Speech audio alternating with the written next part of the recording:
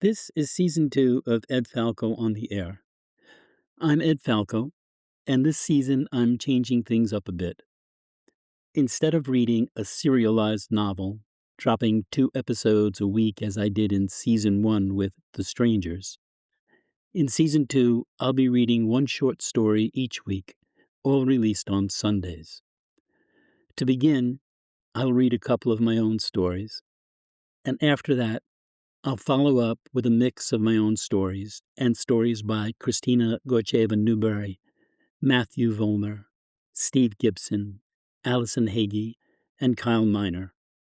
All friends, all terrific writers.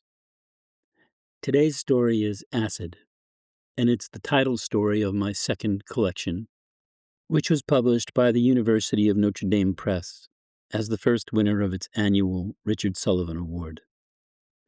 Originally published in the journal TriQuarterly, back when it was still a print journal, Acid follows Jerome, the 52-year-old owner of The Living Word, a store that sells religious texts and artifacts, through an afternoon and evening when a young woman who works at a nearby record store, back when there were record stores, when a young woman asks him to join her when she takes acid for the first time.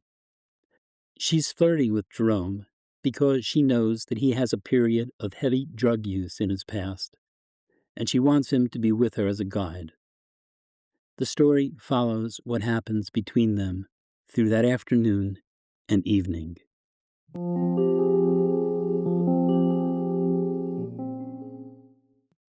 The Living Word was Jerome's bookstore. It was a cubbyhole, a small room jammed with Bibles, inspirational books, and cards for religious occasions. And it was located in the Long Island shopping plaza between a record store and a bridal boutique that had gone out of business months earlier, and was about to reopen as one of a chain of restaurant bars that catered to college students. On the street outside the Living Word, Jerome stared through the restaurant windows as a crew of workers prepared for opening night. From the ceiling, King Kong hung vertically suspended, one huge hairy arm swiping at a biplane dangling from a rafter just out of reach. His other arm was wrapped around a red supporting column, as if he were leaning out from it, holding on to keep from falling. A scantily clad Fay Ray, trapped in Kong's grip, pressed the back of her hand to her forehead on the verge of fainting. From behind him, Jerome heard the sound of knocking on glass, and he turned around to find Alice waving for him to come into the record shop. Alice was the sales clerk and manager. At 22, she was only a couple of years older than his youngest daughter, but that didn't keep her from flirting. With the tip of her finger, seductively, she pushed her black, buttonless boat-top blouse down off one shoulder. Jerome put his hands on his hips and frowned at her.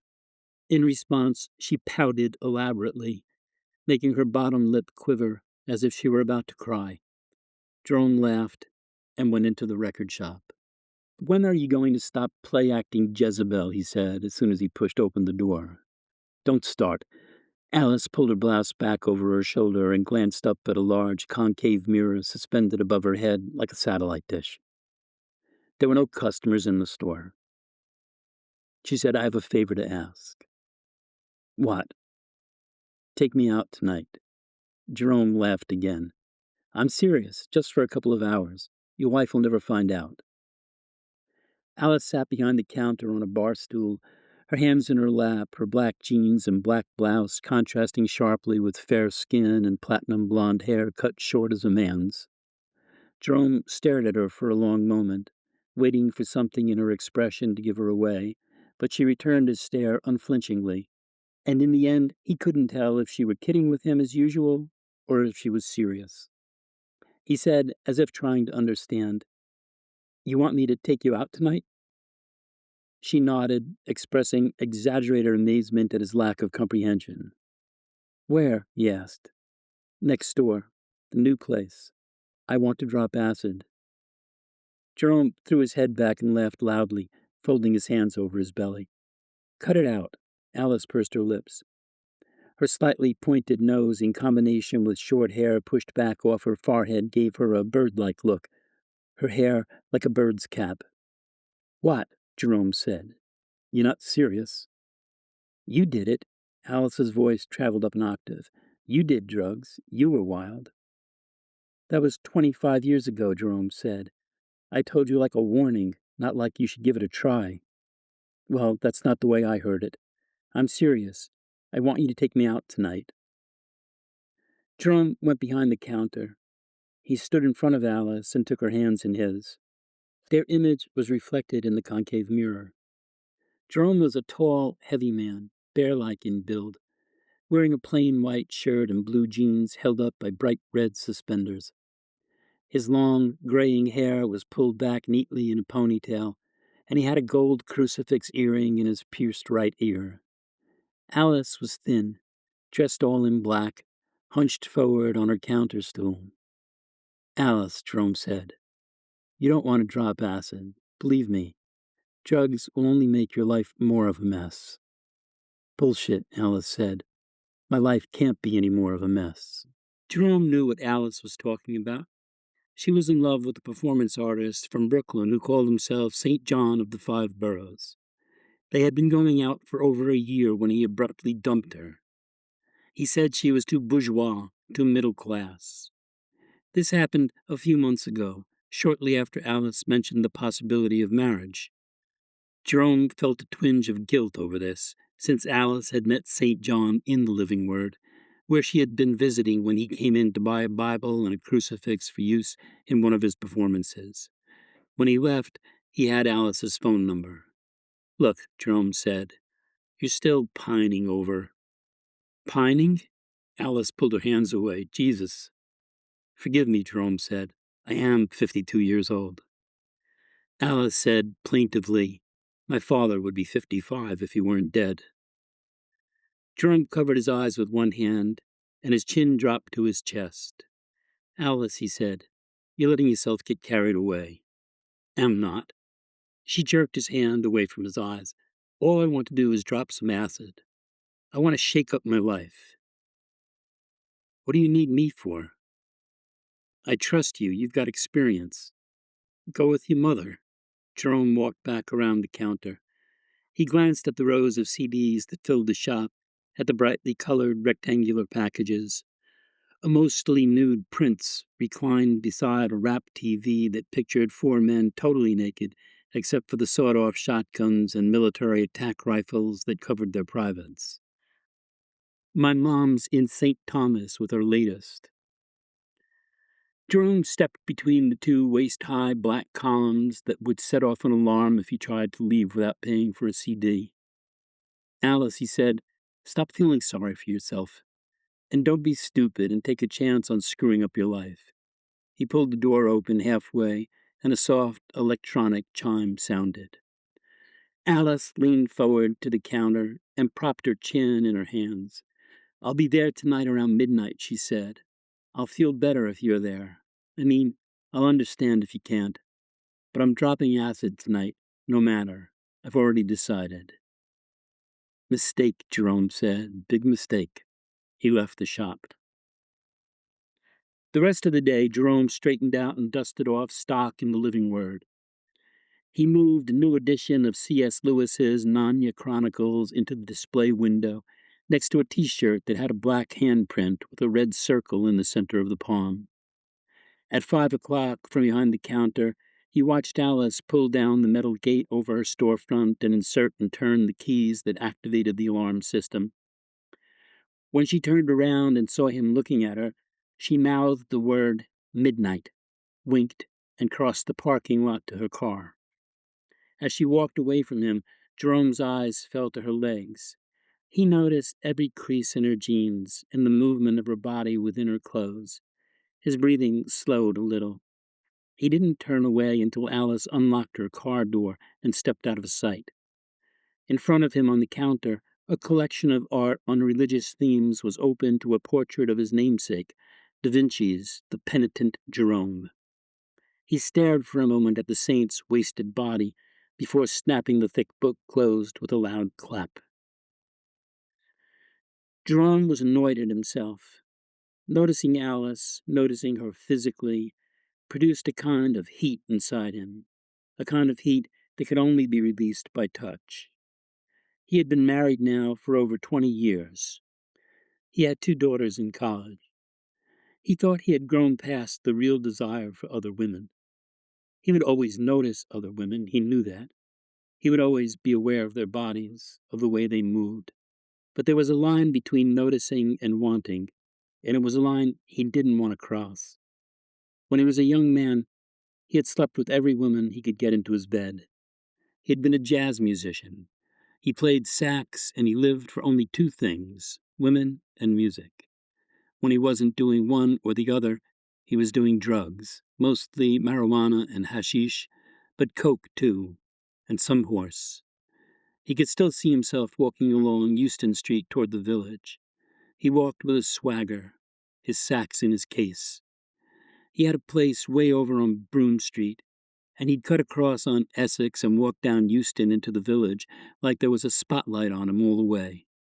When he got to whatever club he was working, when he played his sax, he fell into a deep place. He'd play with the group, whatever they were doing, a lot of Dizzy, A Night in Tunisia, Groovin' High, a lot of Miles. And he'd be with them, one star in a cluster, one piece of light. And then something would happen. He'd break out, flare up, and the guys would back off and let him play. That's what jazz was like when it was good. That's why he did it. He'd be playing, and then something just happened. He flew away. He'd be unconscious, flying. He'd get high, soaring up to a place, and then he'd level off and coast back in like gliding back down into his place in the cluster of lights. And the audience would applaud, and the guys would throw him a nod, a little gesture that said, yes, he had been out there. That was the good part. But the good part was tied up with the bad part in a way he could never understand. Anger was the bad part, something that was anger and more than anger. At first, it was only there in the morning. He'd wake up with it. He'd get out of bed, his senses raw, like his nerves were all exposed, something heavy wrapped around him like a smoldering robe.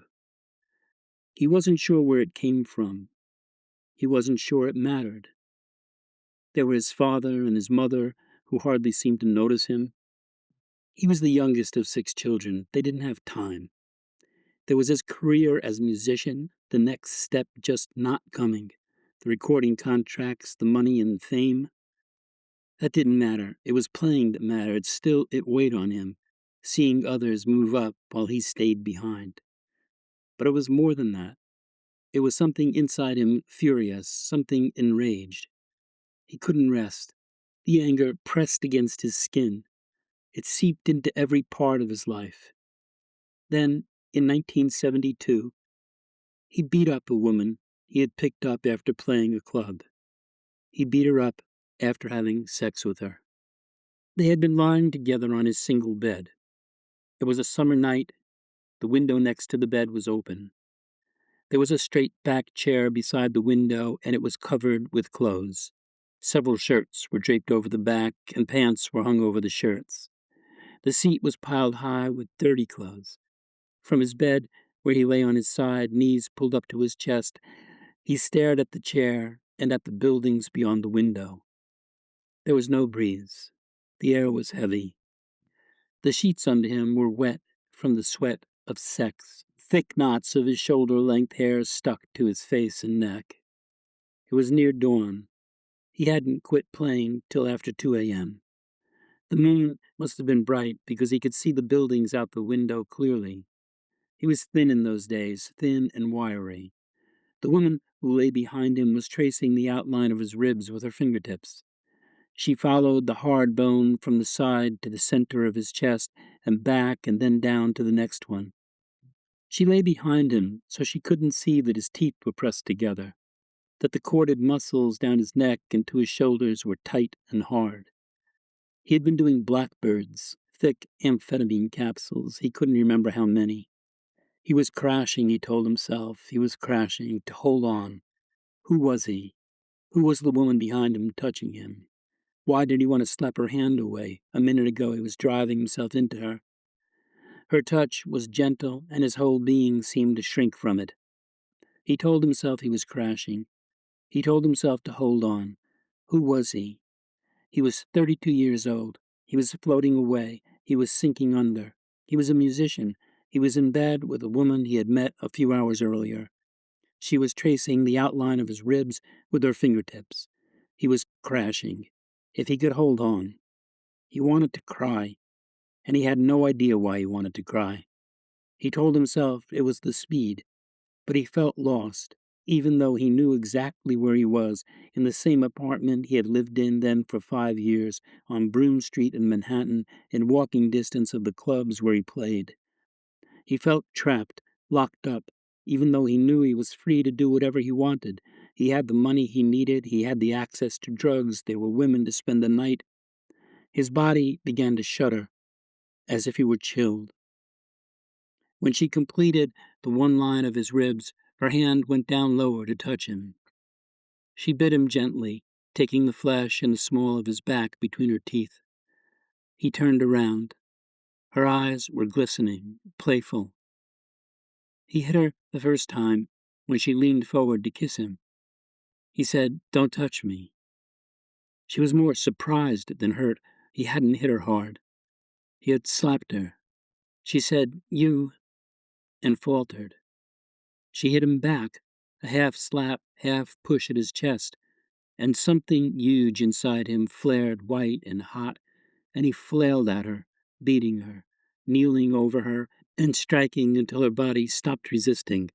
The flesh went soft under his fists. He spent a week in jail. There was no trial. His lawyer bargained with the city's lawyer, and he got off with a suspended sentence. During his week in jail, he spent most of the time on his back, lying on his cot, looking out a barred window at the sky. The night of the beating, he had crawled away from the bed on all fours. The nightmare image of himself crawling naked away from the bed was locked into Jerome's memory. It had never gone away. In all the 20 years since, the image of her startled eyes when he first slapped her, the feel of her body breaking under his fists, the animal explosion of grunts and screams from her and from him. Sometime long after she had stopped screaming, he crawled to the window. He had blood on his hands and face. He pulled himself up and looked out. The world was pulsing like the skin of a creature whose heart was beating hard. Color vibrated. The stars were white flames that flared like drum beats. In jail, it was different. Colors settled. Stars cooled. After they let him out, he began taking long walks at night. And on one of his walks, he wound up all the way downtown, by the river. It must have been about 5 a.m. He was cold, and he was coming up on Trinity Church. A thin, haggard man with long, wind-blown hair. The building was open. He entered through the central portal, and when he pushed open the inner doors and stepped into the interior, he was looking along the aisle toward the altar, where Christ looked down at him from the cross. He hadn't been in a church since he was a boy. He had been raised Roman Catholic. He had been baptized and had received communion, and that had been the end of it. 20, maybe 22 years since he'd been inside a church. He genuflected, crossed himself, and walked to the altar where he knelt and laid his head on the chancel rail. He didn't know what he wanted. He was sobbing. And when he looked up again at the cross, he felt something warm and calming spread through him.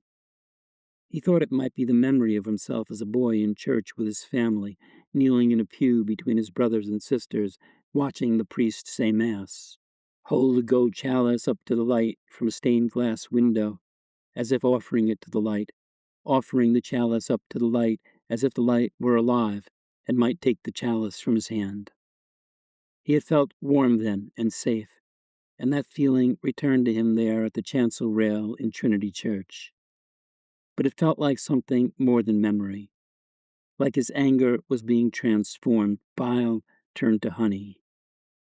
After that, everything changed. He started going to confession every week and receiving communion every morning. He quit playing the clubs. He quit taking drugs. He met Sylvia and got married. They opened a Christian bookstore on 6th Avenue. When they had a child, they moved the bookstore to Long Island. Jerome put the art book in the display case window next to the C.S. Lewis and then closed up the shop and went home. He found Sylvia in the kitchen pounding a slice of beef with a wooden mallet. She was surrounded by food. A cauldron of tomato sauce bubbled on the stove.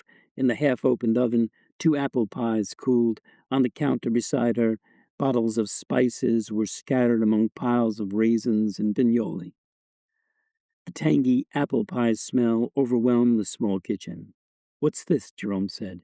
He put his hand on the counter, and it slid over a slippery film of baking flour. "This?" Sylvia pointed at the beef. "It's braciole." "No, I mean all of this." Jerome clapped his hands, and a little cloud of flour dust floated slowly to the floor.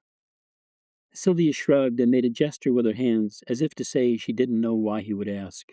"I'm cooking," she said. She rinsed her hands in the sink and dried them on a green dish towel that pictured a line of geese flying in formation. She hung the towel over the faucet, held Jerome by his shoulders, and kissed him on the lips. "Just because the kids are gone doesn't mean I can't cook anymore. I like cooking." Jerome stepped around her and looked into the pot of sauce. "There's enough here for a month." He went to the kitchen window and looked out into the yard. In the reflection from the window, he could see Sylvia standing with her hands on her hips, looking at his back. Her expression wavered between anger and concern. In the 20 years they had been married, she had grown stout. Not fat, but stout, almost matronly. She had turned 50 a week earlier, and last month, Beth, their youngest child, had left for college. That, Jerome told himself, was why she was making a meal big enough for an army. "Did you go to Mass this morning?" she asked. "Did you receive communion?" Jerome closed his eyes and leaned forward until his forehead touched the window. The glass was cool and wet. "Did you?" she asked. Sylvia claimed she could tell a difference in Jerome's behavior on the rare days when he missed Mass and communion. Probably not more than a dozen in the past 20 years. She said he got edgy and tense and hard to live with. He walked out of the kitchen without answering and sat in the recliner in front of the living room's bay window. The house around him was orderly and neat, as always, and as always he found that calming. The polished hardwood floors gave off a kind of warmth, and Jerome leaned back and settled into the comfortable familiarity of his surroundings. From the kitchen, Sylvia called, "Do you want a glass of wine?" Jerome didn't answer. She was right about church. He began his day with Mass and communion the way other people started their day with coffee and a newspaper. If he missed Mass, he was off balance the rest of the day.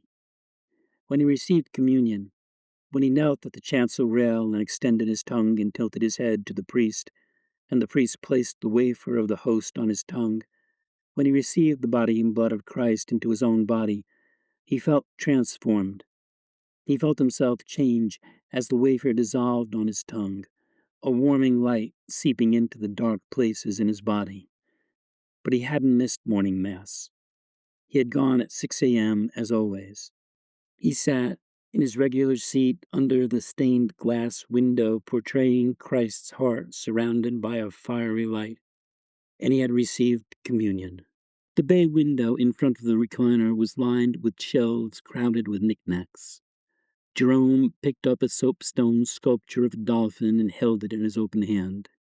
He liked the soft, dough-like feel of the stone in his palm, the warmth it had absorbed from sitting under the window radiating into his hand. He touched the dolphin to his forehead and held it there a moment, his eyes closed. Then he put it back on the shelf and went into the kitchen. Sylvia was pouring sauce into jars. She had bright blue potholder mitts over both hands. "I'm sorry," he said. "I'm acting sullen." Sylvia asked what's wrong and put the pot back on the stove. He hugged Sylvia and kissed her on the cheek. "I think it's Beth, the kids being gone." Sylvia nodded. Her eyes got teary. He said, "I think I'll go for one of my walks after dinner." It's getting cold out, she said. She returned to pouring some sauce into jars. Jerome leaned back against the sink. Then maybe I'll go for a drive, he said casually, later on. After dinner, he watched television with Sylvia. When the 11 o'clock news ended and Sylvia started upstairs for bed, he told her he wasn't sleepy, and then he thought he'd go out for that drive he had mentioned earlier. At first, Sylvia continued up the stairs slowly, without replying. Then she joined him when he was sitting on the couch. Are you sure you wouldn't rather talk? She put a hand on his knee. It's not talk, he said. You know how I get. A long walk or a drive soothes me. Okay, if you're sure. She kissed him on the cheek. But try not to wake me when you come back. You know what happens if I wake up once I've gone to bed for the night. I'll be quiet. He watched as Sylvia walk up the stairs, and he listened while she prepared for bed. From where he sat on the couch, he could hear the floor creaking over his head, and each sound told him where she was in the bedroom and what she was doing. The silence meant she was standing in front of the dresser mirror in her nightgown, brushing her hair. The floor creaking again meant she was walking to the bed and pulling back the quilt. He waited until she was in bed a few minutes before getting up from the couch and getting dressed to go out. When he left, he pulled the door closed with a loud click, and he rapidly turned the key in the lock so that the deadbolt would snap closed loudly. By the time he started for the car, it was midnight. Jerome hadn't been inside the bar for more than a few seconds when he heard his name being called from someplace over his head. The place was jammed with kids who didn't look like they could possibly be 21, though that was the drinking age in New York. Alongside him, two girls were holding each other at arm's length and squealing with delight as they looked each other over and prepared to embrace. When he looked up, Jerome saw Alice leaning over a railing and waving to him. He smiled up to her just as a young ox shouldering his way through the crowd knocked him into a fortune teller in a glass case. Jerome would have grabbed the kid if the crush of bodies hadn't closed around him instantly. He leaned against the glass case as the fortune teller, apparently jolted into action by the collision, began mechanically dealing out a hand of tarot cards, accompanied by an eerie, high-pitched violin music. He turned away from the black-clad, wizened features of the gypsy dummy and stood on his toes, trying to locate the stairway that led up to the second level. Before he could find it, Alice popped out of the crowd behind him and took his arm. I already dropped. I don't feel anything yet. I'm glad you came. She jumped up and kissed him on the forehead. I thought you'd come, she said. Jerome said, Is there someplace to sit? Alice pulled Jerome through the crowd toward the back of the bar. The decor of the place was overwhelming, an hysteria of clashing artifacts, a 1940s street sign next to a glass-encased statue of Elton John, Marilyn Monroe standing on a subway grate, her dress blowing up as she tries to hold it down, a portrait of Charles Barkley wearing a T-shirt that advertised Nike sneakers in red, the meek shall inherit the earth, but they don't get the ball. The place was packed with stuff that ranged from an antique Amoco gas pump to a full-sized red and white 57 Chevy with an Elvis mannequin in the driver's seat, to an old-fashioned round clock on a lamp pole, the kind you might have found in a railway terminal or even on some town's main street before they were universally replaced with digital time temperature displays. And overlooking it all was the massive King Kong, Fay Ray in hand. As they made their way toward the back of the bar, the crowd thinned and the noise level decreased significantly. Jerome realized there was music coming through a PA system. Ella Fitzgerald was scatting her way toward the end of Black Magic. By the time they found a place to sit, the Fitzgerald number was over and the Talking Heads were on. Jerome slid into a booth that was enclosed on three sides, like a small private room with a wall missing. Alice sat across from him. Over her head, light from an adjoining booth filtered through a round, multicolored stained glass window. A waiter appeared almost instantly. Alice ordered an Irish coffee, and Jerome ordered bourbon. So how come you came? Alice asked, smiling. Then, before he could answer, she leaned over the table and her smile turned into a grin. but I knew you would come. I could tell. I came to talk you out of the acid." Alice said. "That's not it. Don't bum me out. I want this to be a good trip." She reached across the table and put her hand over his. "It's weird," she continued. "You look different in this place. We've known each other a couple of years now, right? But I've never seen you except in my shop or yours. You definitely look different." "Who wouldn't look different here?" Jerome gestured toward a group of skeletons playing soccer. "These are big tripping bars," Alice said. "That's what gave me the idea. I used to go to one of these in the city with John, and everybody was always tripping. It's not hard to understand." "Well, do you know why you came?" The waiters showed up with their drinks before Jerome could answer. Alice put a 20 on his tray. "We're not staying long," she said. The waiter told her he'd be right back with the change. "Alice," Jerome said. "What?" "I don't know what you're thinking. Alice's Irish coffee came topped with a pyramid of whipped cream. She lowered her head and licked half of it away with one swipe of her tongue. "You wouldn't be here if you weren't interested. That's something John taught me, to cut through the pretense." The waiter returned with the change. When he left, Jerome said to Alice, "I'm worried about you doing acid." Alice said, "I don't think so. I mean, maybe that's why you think you're here." She appeared to weaken slightly, as if some of her confidence was slipping away. Then she crossed her arms on the table and leaned closer to him. "Come on, Jerome. You've been staring at me for 2 years. I'm already tripping, so don't play mind games with me. I know you're interested. I can tell by your look. It doesn't matter what you say. You can act like my uncle all you want. Your eyes don't lie." Jerome said, "But it does matter what I say." "Bullshit. You can't hide your heart. You can't hide what's in your heart." Jerome picked up his bourbon. "It's not my heart. I'm not trying to hide my heart." Alice said, "You're screwing around with me. You're playing with my mind." Her eyes got teary. "Now I'm getting scared. I'm getting bummed out." Jerome reached across the table to touch her. "Shit." She covered her face with her hands. "John does acid all the time. He says the world is like a mask that acid burns away. When he does acid, he can see what's under the mask." Jerome said, "What does he see?" Alice shrugged. "I don't know. I'm getting scared." She took her hands away from her face. Her cheeks were wet, and her mascara was smeared. Black lines ran down from her eyes like soiled tears. "I do acid once, and I'm getting hysterical."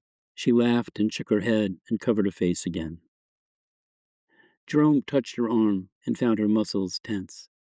He tried gently to pull her hands away from her face, but it was like pulling on the arms of a stone sculpture. He moved around the table to sit beside her. "Alice," he said. He put his arms around her. "Are you all right?" She shook her head. Jerome took her wrists in his hands and pulled her arms down. Her lips were open slightly, and her teeth were pressed together. She appeared to be staring at something that wasn't there. Jerome held her face in his hands. He tried to turn her head to look at him, but she resisted. "I'm scared," she said through clenched teeth. "I'm really scared." "Of what?" Jerome leaned to the table, trying to get Alice to look at him. "I don't know," she said, and then her eyes made contact with Jerome's, and some of the stiffness went out of her. "Why don't we leave?" Jerome said. "Will you take me home?" "Yes, I'll take you home." He put his hand under her arm and guided her out of the restaurant and to his car. It was a clear night, the sky bright with stars. Once Jerome was on the road, Alice lay down on the front seat and rested her head on his thigh. He stiffened at first. Then he saw beads of sweat on Alice's upper lip and her forehead, and he wiped them away with the palm of his hand. He asked, "Are you feeling any better?" Alice nodded. "I don't know what happened," she said. "This feeling just came over me, like something terrible was all around me, like in nightmares when I was little, and I knew something horrible was right behind me, but I couldn't see it." Jerome asked. Is it gone now? Almost, she said. It's melting away. I saw your eyes, and it started. It's like melting away. It's almost gone. You're high, Jerome said. It's the drug. It's different. Alice nestled her head into his thigh and stomach as if he were a pillow. I don't feel high. I don't feel all messed up. I feel clear. It's like something warm is spreading through me, melting away everything bad. You're high, Jerome repeated. Alice pointed up, out the windshield. Look at the stars, she said. How bright. Jerome had to lean down a bit so that he could look up out the window. There's nothing there. The light we're seeing, whatever made it, it was billions of years ago. There's nothing really there. Alice looked up at Jerome and then back out the window. What makes you so religious, Jerome? What makes you a religious man? Jerome was quiet. He looked down at Alice and saw that she was examining her hand. She held her opened hand in front of her face and moved her fingers slowly, as if she were playing a piano in slow motion. Her eyes were full of wonder. I'm thankful, Jerome said. I feel like... He didn't know how to continue. Well, Alice said, still examining the workings of her hand, you may be good. She jumped up suddenly and knelt beside Jerome. She kissed him. But we're going to be bad tonight, she said. Just this once. We're going to be so bad we're good. Jerome pulled into Alice's apartment complex, and she directed him to her parking space. Once they were out of the car and on the concrete walk that led to her apartment, Jerome put his hand on the small of Alice's back. Are you feeling any steadier? Alice reached behind her and took Jerome's hand and slid it down into the back pocket of her jeans. She held her hand over his. I like it better there. Under his palm, Jerome could feel the liquid smoothness and warmth of Alice's body moving. Energy flowed into him. His heart beat faster.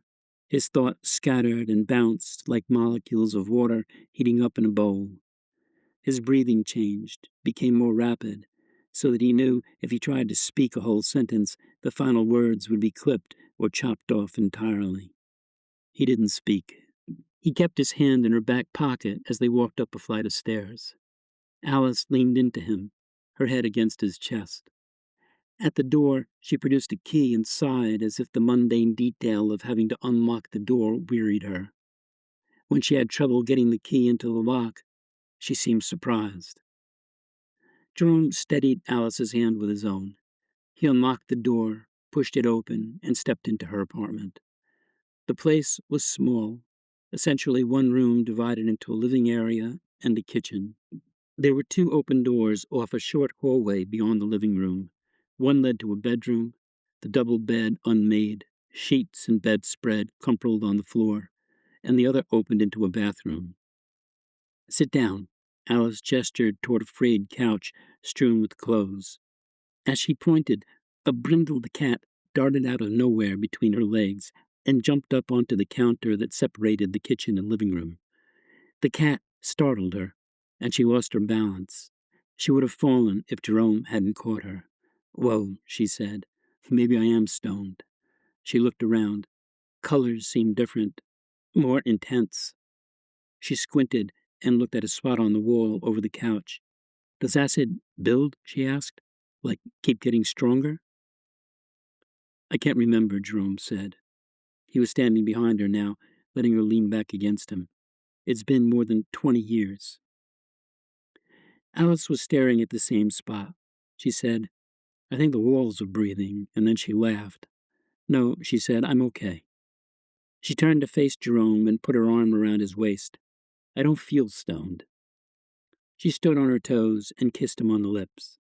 Wait here. She walked off down the hallway. With her hand on a doorknob, she stopped and turned around and looked back at Jerome. The hallway was dimly lit, and in its shadows Alice's features seemed softer, almost flawless. Her skin not dark in contrast to her white hair, but honey-colored, as if she were a native of a tropical island. I feel like in harmony with things, she said. I feel a connection, like, she said, speaking slowly, each word taking its own good time. Like, right now, I'm feeling like everything is a kind of moving quilt. And I'm one piece of the quilt over here, and you're another piece over there. She smiled, her eyes catching Jerome's eyes, and then she disappeared into her bedroom, closing the door behind her. Inside his head, a voice asked Jerome what he was doing. Jerome said he didn't know. He pushed a terry cloth robe aside and sat down heavily on the couch. His heart was still beating hard. His skin felt prickly. Across the room, the cat was perched on the counter, watching him, its tail resting on what appeared to be a stick of butter. Again, the voice inside his head asked him what he was doing, and Jerome answered again that he didn't know. It didn't seem possible that he would actually go to bed with Alice, and it didn't seem possible that he wouldn't. What's the truth? He asked himself, and he answered that he wanted to sleep with her. He wanted to touch her. He wanted to enter her and feel each movement of her body deep inside him, and he wanted her to feel him. He wanted her hands and lips to touch him. That's the truth, he told himself. And then he told himself that he wasn't going to do it. When he asked himself why not, he had no good answer. He wasn't the same man who once put a woman in the hospital, who once crawled away from sex with blood on his hands and face. That man was long gone. But that wasn't what would keep him out of her bed. And it wasn't his wife or his family or his religion, though those thoughts were there. Sylvia sleeping on her side, her hands folded to her breast. The priest in the dark confessional sliding open the window between the chambers and waiting for Jerome to speak. His daughters as children, as young women now off in college, away from home. Those thoughts were there, but they felt powerless, weak as sunlight at dusk. If he didn't do it, it would be because he just didn't anymore. It wasn't the way he lived. When this answer came to Jerome, he laughed at himself, and not a pleasant laugh, but a laugh that carried a note of disdain. Across the room, the cat leapt down from the counter, jumped onto a ledge, and slithered out a barely opened window. The apartment was dead. Jerome realized that a long time had passed since Alice went into the bedroom. It occurred to him that something might have happened to her. He knocked on her bedroom door. When she didn't answer, he went hesitantly into the room.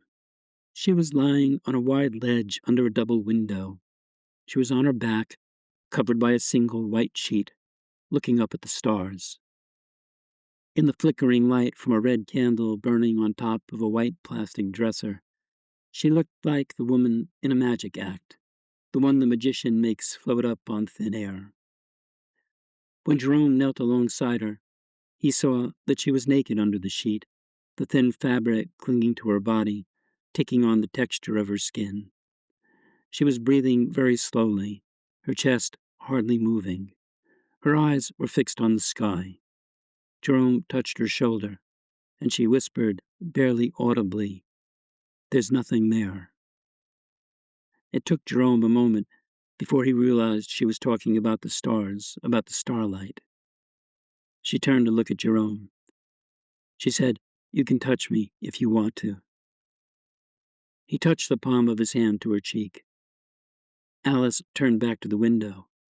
"I'm someplace special," she said. "I'm someplace strange." "I know," Jerome said. He kissed her on the forehead and left her staring out the window, her eyes moving from star to star.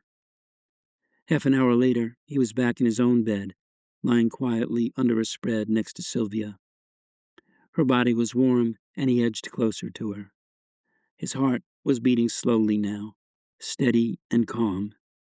His thoughts felt clear and solid. Alice was young. She was alone and drugged, looking out her bedroom window at the stars. He was with his wife and sober, looking now out his own bedroom window at the same stars. They were different And they were the same, the three of them, everyone, wrapped in urging bodies under the dead light of the stars.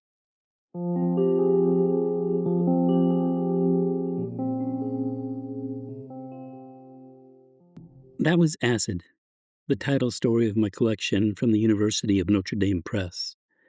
Copies are available from most online bookstores, or you can find links to bookstores on my personal website at edfalco.us.